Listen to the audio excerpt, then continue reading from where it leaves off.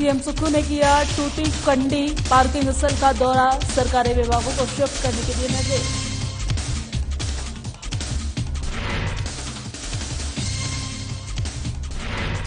CM Sukhu ने PM Modi की मां के निधन पर जताया शोक। आज सुबह हुआ था पीएम मोदी की मां का निधन।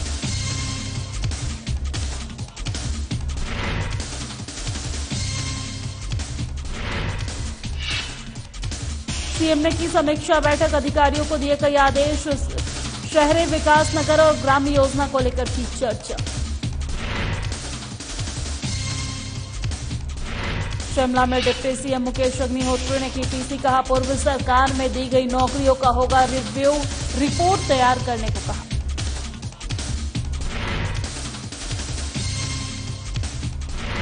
और मंडी में पूर्व सीएम के ड्रीम प्रोजेक्ट का हुआ सर्वे, ब्ला एयरपोर्ट का किया गया सर्वे करने पहुंचे सुक्खू, सरकार की नई एजेंसी। नमस्कार, स्वागत है हिमाचल प्रदेश के हमारे इस खास बुलेटिन में। मैं हूं आपके साथ दिव्या सिंह। खबरों की शुरुआत करते हैं। मुख्यमंत्री सुखविंदर सिंह सुक्खू ने आज टूटी कंडी पार्किंग स्थल का दौरा किया है और जगह जगह का जायजा भी लिया है। साथ ही वहां पर उन्होंने सरकारी विभागों को शिफ्ट करने के निर्देश भी दिए हैं। और इस दौरान मुख्यमंत्री सुखविंदर सिंह सुक्खू ने कहा है कि टूटी कंडी में पार्किंग काफी बड़ी है और यहां पर इसका प्रयोग सही से नहीं हो पा रहा है और जो सरकारी विभाग किराए के भवनों में चल रहे हैं उन्हें यहां पर शिफ्ट किया जाएगा। साथ ही मुख्यमंत्री ने सीएम हेल्पलाइन सेवा को जारी रखने की बात कही है।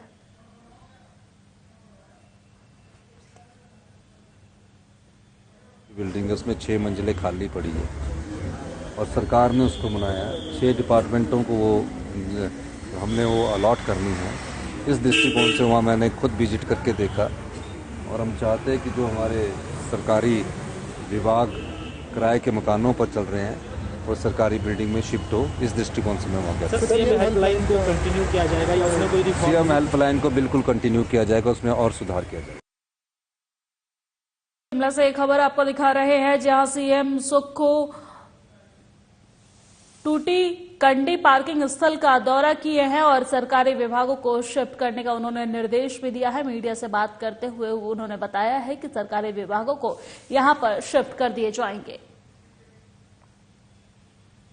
चलिए खबरों में आगे बढ़ते हैं। मुख्यमंत्री सुखविंदर सिंह सुक्खू ने प्रधानमंत्री नरेंद्र मोदी की मां हीराबेन मोदी के निधन पर गहरा शोक व्यक्त किया है। आपको बता दें कि वो 100 वर्ष की थी और उन्होंने आज सुबह लगभग 3:30 बजे अंतिम सांस ली। स्वास्थ्य समस्याओं के कारण उन्हें इस सप्ताह के आरंभ में अहमदाबाद के UN Mehta institute of cardiology and research centre में भर्ती करवाया गया था। वहीं मुख्यमंत्री ने अपने शोक संदेश में ईश्वर से दिवंगत आत्मा की शांति और शोक संतप्त परिजनों को इस अपूरणीय क्षति को सहन करने की शक्ति प्रदान करने की प्रार्थना की है।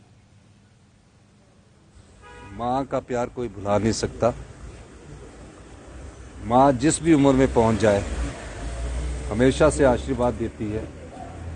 मोदी जी का अपनी माता के प्रति जो स्नेह और जो प्यार था वो मोदी जी उसकी अनुभूति करते थे, हर बार उनके पास जाते थे।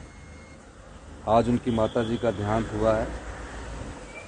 पूरे हिमाचल प्रदेश में हम उनके माता जी के देहांत में उस शोकागार में अपने आप को सम्मिलित करते हैं। माँ की कमी को कोई पूरा नहीं कर सकता। अच्छा जीवन लगाकर वो गए हैं। जो इस जिंदगी में आया उसे एक दिन जाना है, यही जीवन का सत्य है। और आज जब उनकी माता जी उनके बीच में नहीं है, मैं उनके इस शोक में उनको श्रद्धांजलि अर्पित करता हूँ और भगवान से प्रार्थना करता हूँ कि भगवान उनकी आत्मा को शांति दे। और उप मुख्यमंत्री मुकेश अग्निहोत्री की चाची कांता अग्निहोत्री का 29 दिसंबर को देर शाम निधन हो गया है। उनके निधन का समाचार सुनते ही उप मुख्यमंत्री 29 दिसंबर को ही देर रात अपने पैतृक गांव गोंदपुर जयचंद पहुंचे हैं। कांता अग्निहोत्री का अंतिम संस्कार आज गांव गोंदपुर जयचंद में उप मुख्यमंत्री मुकेश अग्निहोत्री परिजन और क्षेत्रवासियों की उपस्थिति में किया गया है।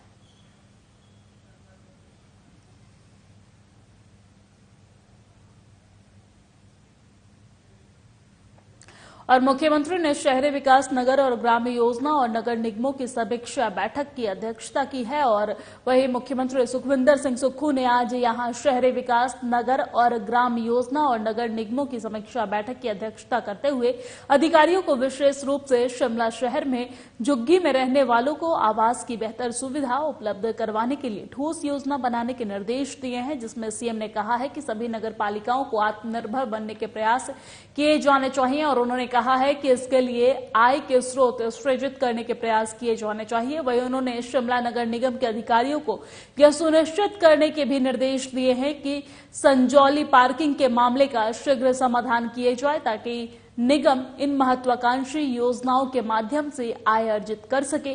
वहीं मुख्यमंत्री ने कहा है कि राज्य सरकार प्रदेश में विशेष रूप से बढ़ते शहर जैसे कि ऊना और हमीरपुर और बद्दी, बरोटीवाला आदि में कुछ नगर निगम बनाने पर भी विचार कर रही है।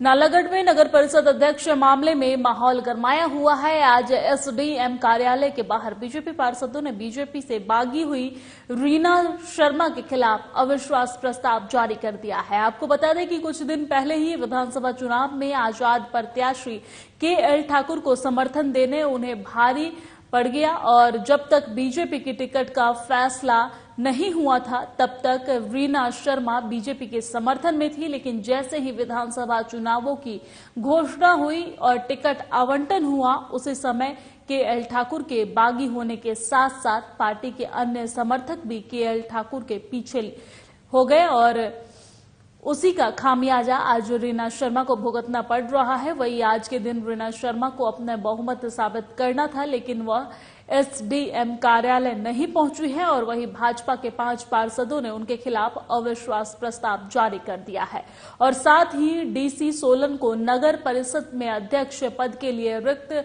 पद को भरने के लिए भी आवेदन किया गया है।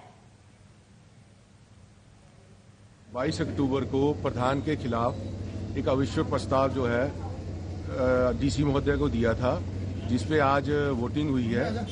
उसमें हम 5 का जो प्रस्ताव था वो पास हो गया है और नालागढ़ में प्रधान का जो पद है वो रिक्त हो गया है। हम लोगों ने ये सब कुछ नालागढ़ की भलाई के लिए किया है, क्योंकि पिछले कुछ समय से नालागढ़ शहर के अंदर कमेटी के अंदर कुछ भारी अनियमितताएं चल रही थी, जिसके लिए हम इनके साथ काम करने में घुटन महसूस कर रहे थे और इन्होंने एक हमारी नॉलेज के बगैर नालागढ़ के अंदर हाउस टैक्स की नोटिफिकेशन कर दी है। और शिमला में डिप्टी सीएम मुकेश अग्निहोत्री ने प्रेस कॉन्फ्रेंस कर कहा है कि जल शक्ति विभाग में पूर्व सरकार द्वारा दी गई नौकरियों का रिव्यू होगा। उन्होंने कहा है कि इसकी रिपोर्ट भी मंगवा ली है और साथ ही उन्होंने कहा है कि पिछले 5 साल में हिमाचल में नल लगाने की रणनीति चलती रही है। पूर्व सरकार में पाइप खरीद टेंडरों की रिपोर्ट भी तलब की जाएगी और साथ ही उन्होंने कहा है कि पाइप खरीद में बड़े कंट्रैक्टर्स पर मेहरबानी रही है। अभी तक मैं ट्रांसपोर्ट के पीछे लगा हूं और इसका अध्ययन कर रहा हूं। जहां तक जल शक्ति विभाग का सवाल है और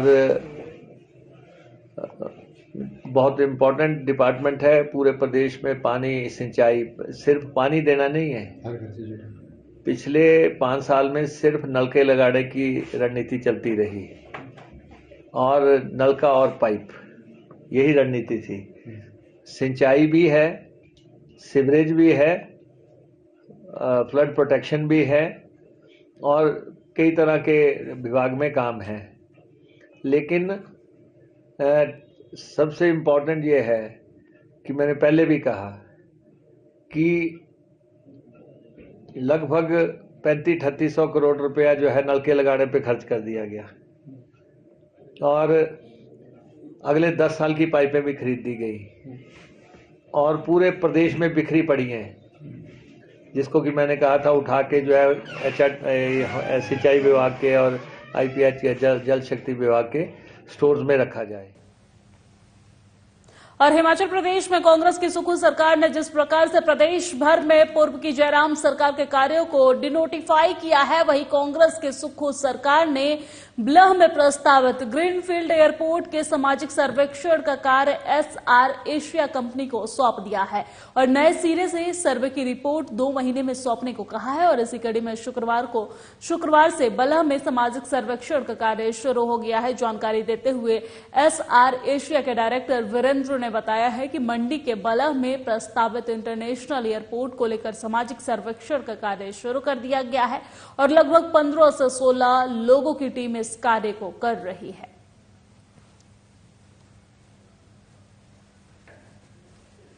हमें यहाँ पर social impact assessment land acquisition act 2013 के तहत जो आपका मंडी इंटरनेशनल एयरपोर्ट बन रहा है, उसका हम लोगों ने कार्य शुरू कर दिया है और हमारी करीबन 15-16 लोगों की टीम ऑलरेडी घर घर जाकर के और ये जो सामाजिक समागत का जो कार्य है वो शुरू कर दिया गया है।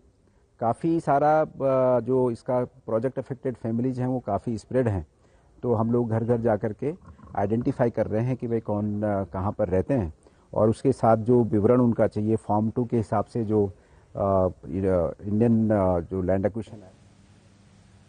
और हिमाचल प्रदेश के ऊना जिले में आज ऑल इंडिया फुटबॉल एसोसिएशन के पदाधिकारियों ने एक प्रेस कॉन्फ्रेंस कर हिमाचल प्रदेश फुटबॉल संघ के कामकाज को लेकर सवाल खड़े किए हैं। ऑल इंडिया फुटबॉल के पदाधिकारियों ने प्रेस कॉन्फ्रेंस के जरिए प्रदेश फुटबॉल संघ पर उनके कामकाज को लेकर कई बड़े सवाल खड़े किए हैं। उन्होंने कहा है कि हिमाचल प्रदेश फुटबॉल संघ जिस तरह से काम कर रहा है वह ना करे, क्योंकि प्रदेश फुटबॉल संघ में व्यवस्था सही नहीं है और जिस कारण अकाउंट और फंड्स और बाहरी राज्यों के खिलाड़ियों को खिलाया जा रहा है।